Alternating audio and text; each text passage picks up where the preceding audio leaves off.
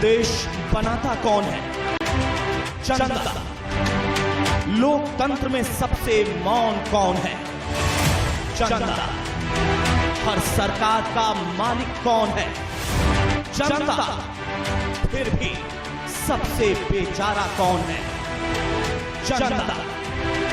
अब करना होगा हर फरियाद का सामना।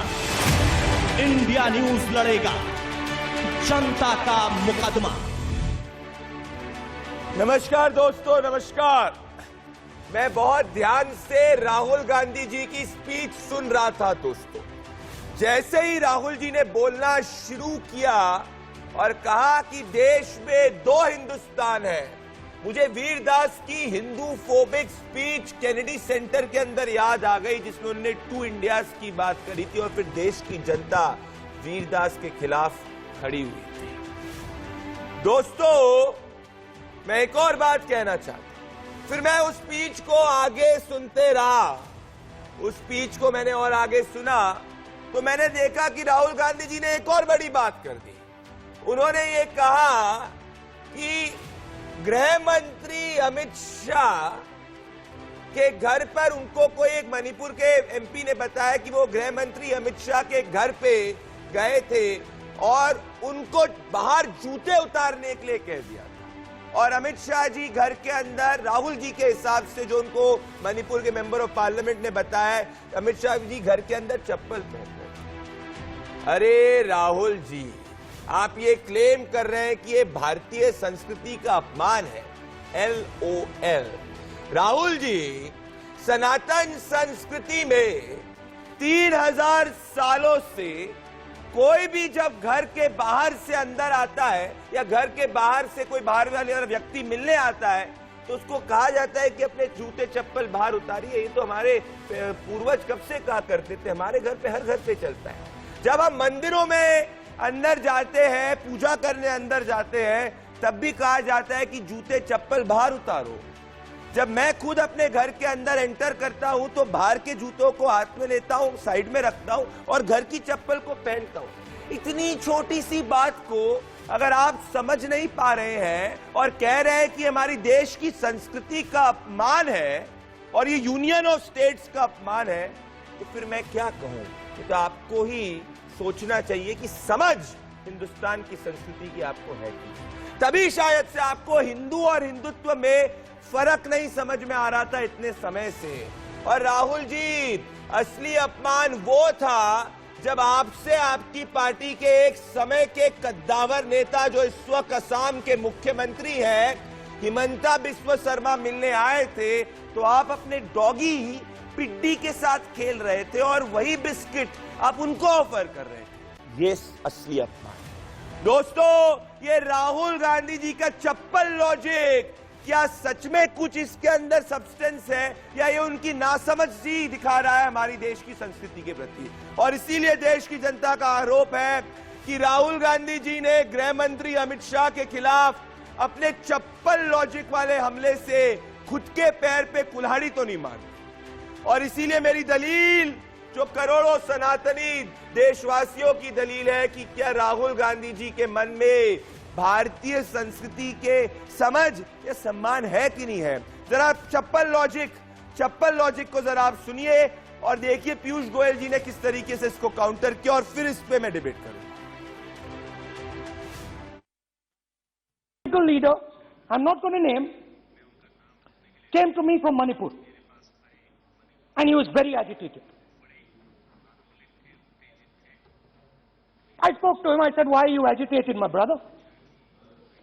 And he says, Rahul ji, I have never felt as insulted as I have a few days ago. I said, why? He said, Rahul ji, a delegation of Manipuris, political leaders, senior leaders went to see the Home Minister. Outside his house, we were told to take off our shoes. And when we went inside his room, we found that the Home Minister was wearing his chappals. What does this mean? What exactly does this mean? Why is it that in the Home Minister's house, the Home Minister can wear chappals, but a delegation of Manipuri politicians cannot? Home Minister. It's not. And it has touched the religious sensibility. We have touched the religious sensibility of all our people. You will decide. हमारी धार्मिक परंपराओं पर ऐसी टिप्पणियां कर सकते हैं क्या? Mr. Goyal, sit down. Sit down, Mr. Goyal, sit down. It's Speaker, sir. Speaker, sir. ये भारत के धर्म के ऊपर अटैक कर रहे हैं, भारत की धार्मिक परंपराओं पे अटैक कर रहे हैं, और ये हम सबकी धार्मिक परंपराओं के ऊपर आघात है। चेक कर लूंगा। हमारे घर में भी यही है परिस्थिति। इतनी छोटी सी बात नहीं समझ में आई। मेरे साथ तुहिन सिन्हा, भारतीय जनता पार्टी के नेशनल स्पोक्स पर्सन, मेरे साथ मनजिंदर सिंह सिरसा, भारतीय जनता पार्टी के सीनियर लीडर, मेरे साथ जीएस बाली, सीनियर कांग्रेस लीडर, और मेरे साथ कपिल मदान, पॉलिटिकल एनालिस्ट। आप सभी को कहना चाहता हूं, आप सभी को अपनी दलील रखने के लिए 30 सेकंड का मौका दिया जाएगा, और आप में से अगर कोई एक दूसरे के ऊपर 10 सेकंड से ज्यादा बोलेगा तो मैं उसके फेडर को कम कर दूंगा, जिससे जनता को एक आवाज सुनाई दे। तो मैं इस मुकदमे की शुरुआत तुहिन सिन्हा और आपके साथ कपिल मदान करना चाहता हूं, फिर सिरसा साहब आपके साथ और बाली साहब के पास आने वाला हूं। तुहिन सिन्हा, मैं शॉक्ड हूं। तुहिन सिन्हा, मैं अचंभित हूं। तुहिन सिन्हा, मैं दुखी हूं।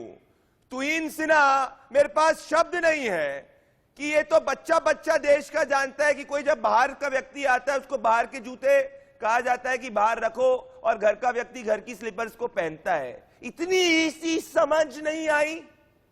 प्रदीप और जी, बात चले देश चलाने के लिए। प्रदीप जी, अगर आप अब भी राहुल गांधी की बातों पर अचंभित होते हैं या शॉक्ड होते हैं तो गलती आपकी है। उनसे अपेक्षा आपको नहीं रखनी चाहिए। और एक कहावत है कि जो शीशे में रहते हैं वो उन दूसरों पर पत्थर नहीं फेंकते। जिस प्रकार से उन्होंने हमारे नेता, हमारे असम के मुख्यमंत्री हेमंत बिस्वा शर्मा का 2015 में अपमान किया था, जिसके बारे में हेमंत दादा ने बार बार कहा है, उसके बाद राहुल गांधी को कोई अधिकार नहीं था कि वो इस प्रकार से दूसरे पर उंगली उठाए। निश्चित तौर पर उनको भारतीय सभ्यता और भारतीय संस्कृति की समझ वो बिल्कुल उससे अनभिज्ञ है।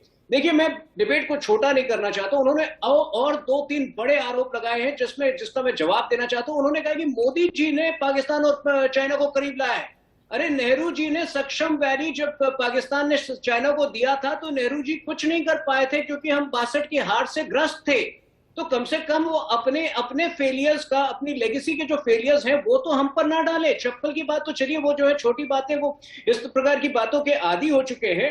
उन्होंने कहा कि जॉब्स का मेंशन नहीं है प्रेसिडेंट के स्पीच में। निश्चित तौर पर प्रेसिडेंट के स्पीच में मेंशन था, पीएलआई स्कीम्स के द्वारा 60 लाख जॉब्स जनरेट होंगे, एमएसएमई के द्वारा 1.5 करोड़ जॉब्स होंगे। तो राहुल गांधी जो है बिल्कुल लोगों को भ्रमित करने का काम करते आए हैं, और आज जिस ओछापन के साथ उन्होंने किया वो अत्यंत शर्मनाक है। मैं कह रहा हूं, आपको जॉब्स की बात करनी है, चाइना की बात करनी है, करिए, पर सनातन संस्कृति का अपमान कपिल मदान मैं नहीं सहूंगा। और कपिल मदान, क्या आप अपने घर के बाहर जब अपने मैले जूतों के साथ आते तो क्या आप घर के अंदर चले जाते?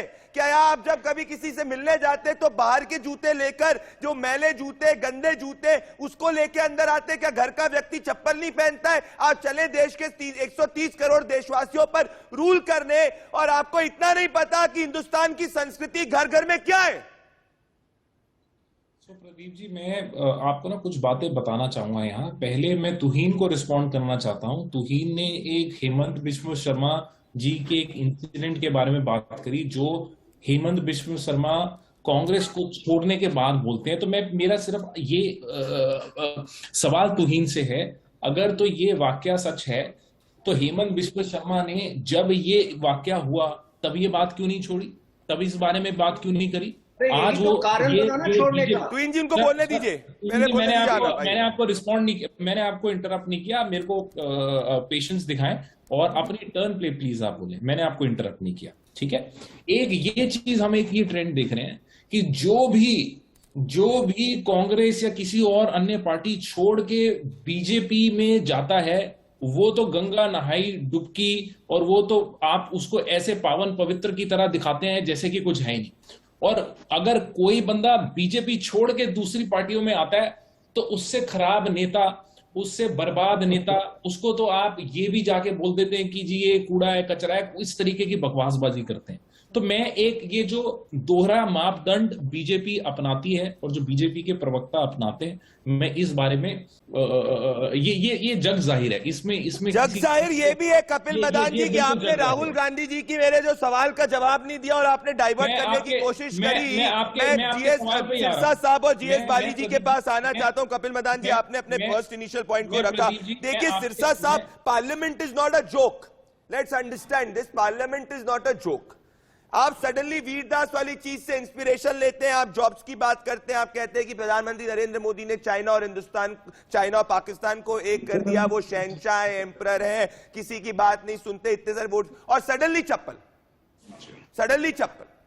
प्रदीप जी, आपने मेरे को ये बात पूरी रुक जाइए आपने एक बात की, रुक जाइए, कपिल मदान आ रहा हूं मैं, रुक जाइए पहले सिरसा साहब और बाली साहब कहते। सिरसा साहब, it's not a joke. Pradeep ji, पहले मैं आपको ये जरूर जानकारी देना चाहता हूँ कि जो चप्पल की उन्होंने बात की, मैं आपको बताऊं कि मैं खुद महाराष्ट्र के जो गृह मंत्री हैं दलीप वात्सल पाटिल, जो कि एनसीपी से हैं और कांग्रेस के अलायंस पार्टनर भी हैं, मुझे पिछले दिनों में उनके पास उनके घर जाने का मौका मिला और मैंने उनके पास जाने का के साथ, जब हम लोग एक डेलीगेशन गया था जिसमें मैं भी था, मेरे साथ 4 और इलेक्टेड मेंबर्स थे, मैं उनके घर पर जब उनको मिला तो मेरे को भी ये कहा गया कि घर के अंदर जो है जूते उतार के घर के अंदर जाना, और ये बड़ा स्वाभाविक है कि किसी के घर के अंदर जाते हैं तो उसका आदर सत्कार जो है, घर के अंदर कोई भी बाहर के जूते लेकर नहीं आता। उन्हीं दलीप वात्सल जी को जब मैं उनके दफ्तर में मिला कुछ दिन बाद, तो बट ऑब्वियसली जूतों के साथ थे। दूसरी बात, ये जो हेमंत बिस्वा जी की बात है ये बिल्कुल सच्ची है, और ये बात मेरे को खुद एक बार मैं जब अमित शाह जी के पास बैठा तो उन्होंने मुझे ये सारी बात बताई कि कैसे हुआ और कैसे ये सारी घटनाक्रम घटी। और कुत्ते वाले बिस्किट, और वो बार बार कह रहे थे सीएम से मिल लो, सीएम से। उन्होंने कहा जी मेरे को तो, मैं आपके पास इतने साल आपके लिए पार्टी में लगाए हैं, मैं आपके पास आया हूँ, कम से कम मेरी बात तो सुन लीजिए। Sir you go to speak to CM, और कह रहे जो कुत्ते के साथ खेलते रहे और कुत्ते वाले बिस्कुट का डब्बा मेरे आगे किया। तो मुझे लगता है पहली बात ऐसा, राहुल गांधी जी को मैं तो इस बहुत विवादों में जाना नहीं चाहता, पर मैं ये जरूर कहना चाहता हूँ, मुद्दे क्या है, आज देश के बहुत बड़े मुद्दे हमारे सामने हैं। जवाहरलाल नेहरू जी की उन्होंने बात की, मैं आपको ये जरूर याद कराना चाहता हूँ, जवाहरलाल नेहरू जी ने इस देश की पार्टीशन कराई और जिसने इस देश को बचाया था उनका नाम था मास्टर तारा सिंह जी, जिन्होंने पंजाब के लिए उस वक्त लड़ाई लड़ी और पाकिस्तान मुर्दाबाद का नारा लगाकर देश लाहौर की विधानसभा के ऊपर कृपान निकाली, उनका घर भी जला इसके चलते, लेकिन पंजाब और बंगाल बचा। और ये जवाहरलाल नेहरू जी जिन्होंने देश को बांटा, आज हम उनको कहें कि उन्होंने बहुत बड़ा काम किया, मुझे नहीं लगता कि कुछ ऐसा उन्होंने किया। सिरसा साहब, लेकिन मुझे दुख और खेद इस बात का है कि आज हम किस स्तर पर उतर आए हैं, जूते उठा के अंदर आएंगे या जूते पहनकर अंदर आएंगे, आज हम इस स्तर पर अपनी राजनीति। मैं इंटेंट भी क्वेश्चन करना चाहता हूं बाली साहब, मैं इंटेंट भी क्वेश्चन करना चाहता हूं, मैं आपको पूरे 60 सेकंड दूंगा बाली साहब, मैं इंटेंट भी क्वेश्चन करना चाहता हूं, क्योंकि बाली साहब, कोई भी ऑपोजिशन के व्यक्ति की एक बहुत बड़ी जिम्मेदारी होती है कि वो देश की एक ग्राउंड की पल्स को आगे पार्लियामेंट में रखे। शायद से पंजाब के अंदर जो कांग्रेस पार्टी का जो कंफ्यूजन है, जो केओस है कि 7 बजे आज मुख्यमंत्री घोषित करने वाले थे, वो भी इसीलिए नहीं कर पा रहे क्योंकि एक लीडर इज नॉट सिंसियर। आपके लीडर को भारत की संस्कृति नहीं पता और वो जाके चले कि एक राज्यों को गवर्न करने की बात करते, यूनियन ऑफ स्टेट्स को गवर्न करने की बात करते। बाली साहब, I have huge respect for you as an individual, as a politician, but I completely question the seriousness of Rahul Gandhi and his lack of understanding of Indian culture. देखिए, सबसे बड़ी बात यह है कि आप हमें ये बताएं कि राहुल गांधी और गांधी फैमिली एंड गांधी, मैं स्पेशली कहूंगा राहुल गांधी जी के बारे में कि उनको हिंदुस्तान का जो शिष्टाचार है वो ये नहीं, ये बिल्कुल रॉन्ग है। मैं आपको ये बताऊं, जिस पार्टी ने 60 साल 56 साल राज किया हो, जिसने हिंदुस्तान की जनता के साथ प्यार और मोहब्बत दी हो, और जिस जनता ने प्यार और मोहब्बत दी हो गांधी फैमिली को, क्या आज ये लोग बैठ के यहाँ ऐसी बात करेंगे? मास्टर तारा सिंह जी की बात करते हैं, रिस्पेक्टेबल थे, नमस्कार करते हैं, सत श्री अकाल करते हैं उन लोगों को, मगर सिरसा साहब मानियो आप मेरे भाई भी रहे हैं, वो भाई भी हैं, मुझे ये बताइए कि क्या था महापंजाब और क्या कर दी पंजाबी 23 जिलों में, वो भी 13 जिले बना दिए पंजाब के। आप उन लोगों की बात करते हैं, कहा पंजाबी सूबा उन्होंने बोलने वाले 13 जिले बना दिए आपने। हमारी सरकारों ने उनको 23 बनाया, या पिछली सरकार ने भी 1-2 जिले बनाए, उन्होंने बनाए, क्या आप उनकी बात करते हैं? क्या आप जवाहरलाल नेहरू जी की बात करते हैं? हद हो गई कि आप यहाँ पर बैठ के कैसे डिबेट कर रहे हैं। आप नेतागण यहाँ बैठ के आपको इतना ही मालूम नहीं है कि आप गांधी फैमिली के बारे में, हो सकता है कहीं विचार, कहीं तकरार हो सकता है, कहीं वाद, कहीं संवाद हो सकता है, हमें कहने में कोई दिक्कत नहीं है, कहीं कोई बात होती है, मगर आपसे हमें सर्टिफिकेट नहीं चाहिए कि गांधी फैमिली क्या है।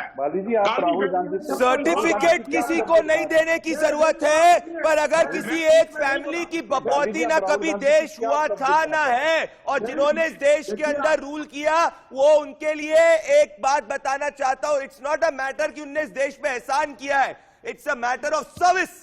तो ये मत बताइए कि ये किया, वो किया, ये किया। एहसान कोई नहीं करता इस देश में। ये देश 3000 सालों से चला आ रहा है बाली साहब। मैं किसी का फिefdom नहीं है हमारा देश। ये हमारा देश में किसी ने अगर गवर्न किया तो एहसान नहीं किया हमारे देश पे। मेरी बात सुनिए, ये कोई गिफ्ट नहीं दी गई है हमारे लोगों को, हमने हक से ये लिया है। इस देश के करोड़ों लोगों ने हक से लिया है। तू इन सुना बाली साहब, जनता ने दिया। आपको एक फैमिली की बपौती नहीं है देश, ये इटली नहीं हिंदुस्तान है।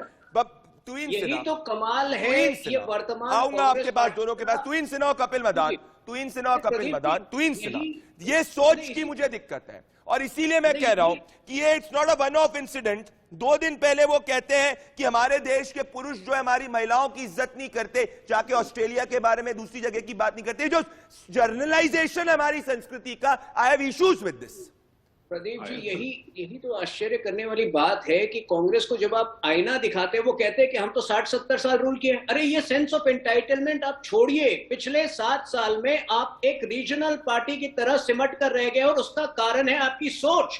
आपको गर्व नहीं है अपनी भारतीयत पर। आप ग्लोबल टाइम्स से डिक्टेशन लेते हैं, आप न्यूयॉर्क टाइम्स की रिपोर्ट पे जाते हैं, खुद वेरीफाई नहीं करते हैं कि वो जो बात कह रहे हैं भारत के बारे में वो सच है कि नहीं।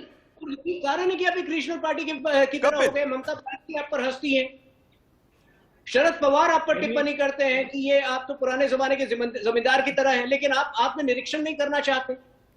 देखिए कपिल, मेरी बात ध्यान से सुनिए, मैं एक और आगे लेना चाहता हूं। मैं आज एक्चुअली स्पीच को ना बहुत ध्यान से सुन रहा था। मुझे लगा कि जब बात करी अनएम्प्लॉयमेंट की, it's a valid point, I completely agree. उन्होंने बात करी कि भाई ठीक है कि कई कंसर्न्स है स्मॉल एंड मीडियम एंटरप्राइजेस की, मैं समझ सकता हूं एक ऑपोजिशन लीडर बात करेगा। पर जैसे ही मैंने उस ऑपोजिशन लीडर के बयान को देखा कि उसको हमारी बेसिक परिवारों की, हमारी देश की संस्कृति की 1% समझ नहीं है, मैं समझ गया this is all theoretical, this is all theoretical. हमारे और एक चीज बताइए, अपने पॉलिटिकल गेन्स के लिए इतनी हेट्रेड देश के होम मिनिस्टर से कि कुछ भी झूठ बोले आप, कुछ भी झूठ बोले आप। तो प्रदीप जी, पहले तो मैं तुहीन जी की बात का जवाब देना चाहता हूं। तुहीन जी ने बोला कि हम लोग बाहर की रिपोर्ट्स पे रिलाय कर रहे हैं। अरे अगर बाहर की न्यूयॉर्क रिपोर्ट्स पे हम रिलाय कर रहे हैं, तो आपकी सरकार क्यों नहीं बताती कि पेगासस कब लिया, कितने में लिया, कितने लोगों के अगेंस्ट पेगासस यूज किया, कितने टेररिस्ट पकड़े आपने पेगासस यूज करके। तो ये दकियानूसीपन करना चैनल पे आके और ये बोलना कि हम लोग दूसरी कंट्री के रिपोर्ट्स को रिलाय कर रहे हैं और हमें अपनी कंट्री की जो सरकार बोल रही है उस पर बिलीव नहीं है। अरे आप साफ क्यों नहीं आते? हमने पेगासस पे देखा कि पेगासस में ना सरकार ने, आपने सुप्रीम कोर्ट को तक गुमराह किया, ना सुप्रीम कोर्ट में आपने बताया कि आपने पेगासस लिया, ना आपने ये बताया कि ना आपने पेगासस नहीं लिया। आपने गोलमोल रिपोर्ट करके रखी। आज तक सरकार का स्टैंड क्लियर नहीं है कि उन्होंने पेगासस लिया या नहीं लिया, और अगर ये भी बहुत अच्छी तरीके से लोगों पे वो पेगासस यूज किया। ये जो आप न्यूयॉर्क रिपोर्ट की बात कर रहे थे, पेगासस के कॉन्टेक्स्ट में बात हो रही है। मेरे को अच्छी तरीके से जानता हूं, मेरे को बात खत्म करने दे, मैं आपकी सारी बातों का जवाब दूंगा। नहीं दे रहे दूसरी चीज करप्शन को प्लैंक बना के 2014 नहीं दे रहे आप संस्कृति के बेसिक पॉइंट पे कि राहुल जी ने जो कहा कि जूते चप्पल बाहर उतारे गए, उस पे जवाब नहीं दे रहे आप।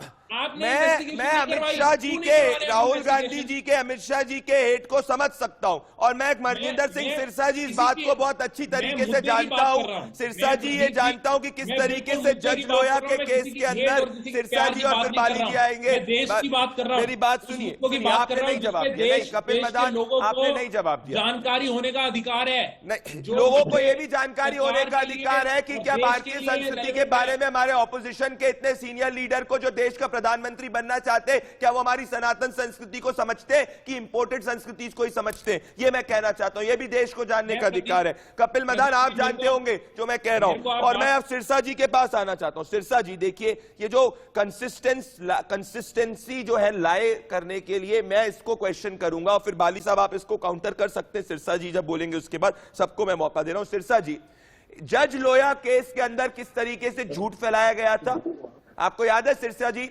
जज लोया केस के अंदर किस तरीके से झूठ फैलाया गया था? अप्रैल 2019 में राहुल गांधी जी ने अमित शाह जी को मर्डर एक्यूज बुलाया गया था। ये इस तरीके के झूठ फैलाए गए थे। किस तरीके से ये कहा गया था कि Hindutva is about beating Sikh और अ मुस्लिम।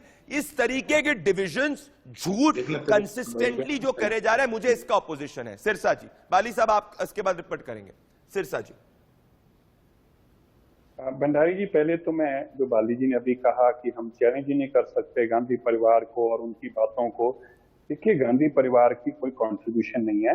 उन्होंने आज राहुल गांधी का कोई इस देश के प्रति कोई एक सिंगल कंट्रीब्यूशन भी नहीं है। राहुल गांधी ये नहीं बता सकता कि मेरा इस देश के प्रति ये कंट्रीब्यूशन है, तो आए इसके कि वो देश को गालियां निकाले, देश को बदनाम करे, पाकिस्तान को में जाके देश के खिलाफ बोले कांग्रेस पार्टी, या चाइना में जाके प्रधानमंत्री की जगह खुद साइन करे।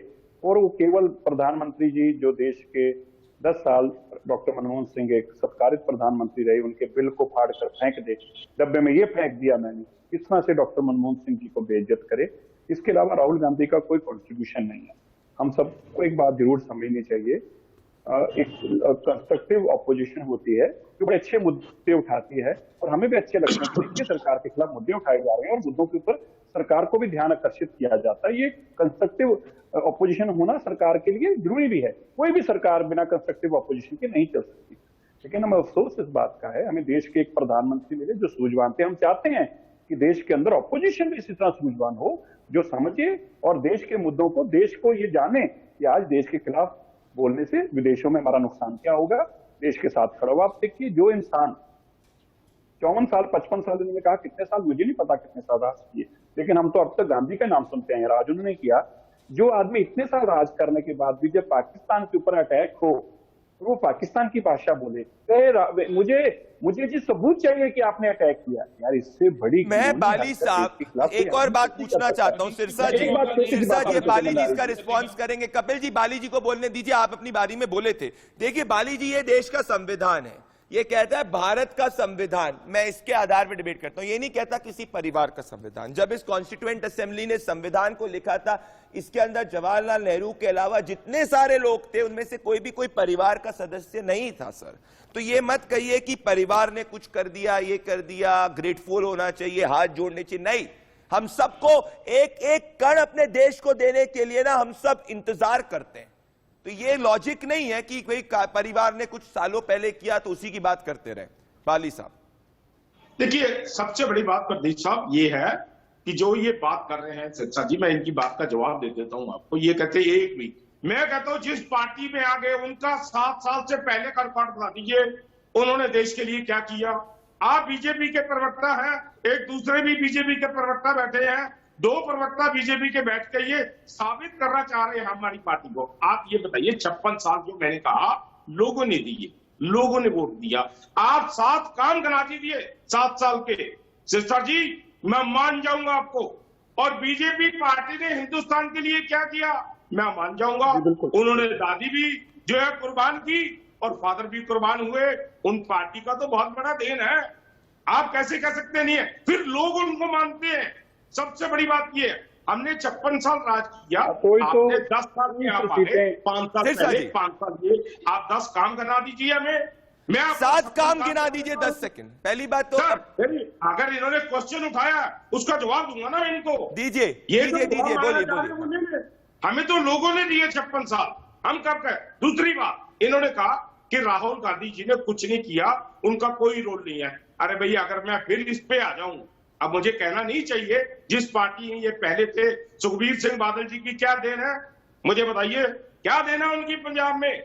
हाँ उनके फादर साहब की है, 5 दफा मुख्यमंत्री रहे हैं, या 6 दफा रहे हैं, उनकी देन है। आप उस पार्टी में थे। आप लोग डाइग्रेस करने की कोशिश कर रहे हैं बाली साहब। मैं बहुत एक्सपीरियंस डिबेटर हूं, मैं बहुत एक्सपीरियंस डिबेटर हूं। मैं आपको वापस से मुद्दे पे लाऊंगा। तुहीन सिन्हा और सिरसा जी, आप इसका रिस्पॉन्स जरूर करिएगा, पर मैं मुद्दे पे वापस आना चाहता हूं। तुहीन सिन्हा और कपिल मदान। तुहीन सिन्हा, आप रिस्पॉन्स करिए। Senior leader of the Bharatiya Janata party Manjinder Singh Sirsa, national spokesperson of Bharatiya Janata party Tuhin Sinha और Kapil Madan is of the Congress party. Tuhin Sinha, I want to take it further. Tuhin Sinha, I am questioning सनातन संस्कृति की जिसको इज्जत नहीं, वो इस देश के प्रति रूल करने की उसको कोई इज्जत नहीं, ना कोई हक। तुहीन प्रदीप जी, आज मुझे 30 सेकंड दीजिए। देखिए प्रदीप जी, आज इस चप्पल के बहस में हम एक बहुत बड़ी चीज मिस कर रहे हैं। राहुल गांधी ने कहा है कि India is a union of the states, not a nation. क्या कांग्रेस के सीनियर प्रवक्ता इस बात से इत्तेफाक रखते हैं? उन्होंने कहा कि तमिलनाडु का एक अपना आइडिया है।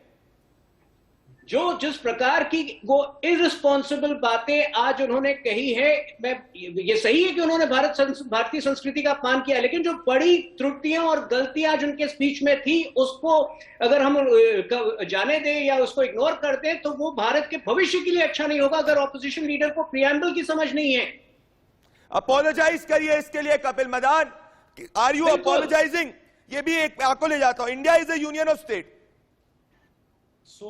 देखिए प्रदीप जी, हमारा कॉन्टेक्स्ट क्या है बहस का? पहले तो मैं सिरसा जी को एक बात बताना चाहूंगा। सिरसा जी, आप मेरे सवालों का जवाब दीजिए। आप जब भी मैं सवाल पूछता हूं इधर उधर घुमा देते हैं।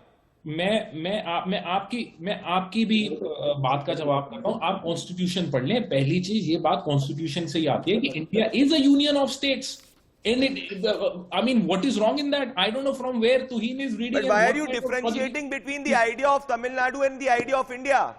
And why are you differentiating between different? ये तो वही बात हो गई कि जो CPI 1944 के अंदर कहती थी कि अलग-अलग ब्लॉक्स देश को बनाते, we are not a nationality in one. What about the भारतीय nationality? What about the Indian nationality? Kapil Madan, मैं प्रदीप जी, ये जो यूनियन का कॉन्सेप्ट है, यूनियन ऑफ स्टेट्स का जो कॉन्सेप्ट है, ये कॉन्स्टिट्यूशन से आता है। मुझे नहीं पता कि तुहीन को इससे क्यों आपत्ति है और तुहीन ये कहां से पढ़ के तोड़ मोड़ के क्या बताने की कोशिश कर रहे हैं। मुझे इस चीज का समझ नहीं है कि तुहीन कहना क्या चाहते हैं, पहली चीज। दूसरी चीज, आप सनातन धर्म की बात करते हैं, आप बोलते हैं कि ये सनातन धर्म का अपमान हो गया। मुझे इसका भी लॉजिक नहीं समझ में आया कि ये कौन सा लॉजिक लगा रहे हैं, कौन सी दुनिया में आ रहे हैं।